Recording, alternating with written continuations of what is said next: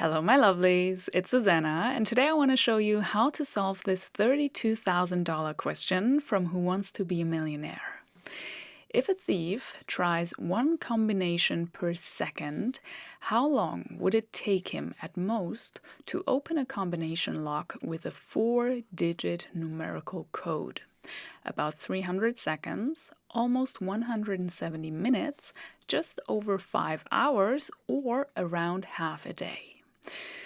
Okay, so this is about a thief who tries to crack a code. It's going to be a 4-digit numerical code, and it takes him 1 second to try one combination, and we have to find out how long it would take him at most. So the worst case scenario that he finds the correct code with the last combination he tries. So we first have to find out how many combinations are possible for a 4-digit numerical code. So we have 4 digits in our code. And how many possibilities do we have for the first digit? Well, we have the digits from 0 to 9, which is 10 different possibilities for the first digit. The same for the second. Here we have the digits from 0 to 9 again, so we have 10 possibilities for the second digit.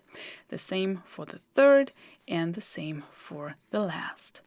And now we only have to multiply these possibilities to find the total amount of combinations for our code here. So it's 10 to the power of 4, or if we want to calculate this, it is 10,000 combinations for our lock we want to crack. And it takes him 1 second to try one combination. So in the worst case scenario, where he really has to try all 10,000 combinations to find the correct code, it takes him 10,000 seconds to do so. So we now have to find the answer that represents 10,000 seconds. It is not the first answer here because 300 seconds is not enough. But what about the 170 minutes or the 5 hours or half a day? How many hours is this? Half a day, so half of 24 hours is 12 hours that we have here. Here we have 5 hours, and maybe we convert the 170 minutes into hours as well so that we can compare the answers better. 170 minutes, so we know that 60 minutes is 1 hour, right?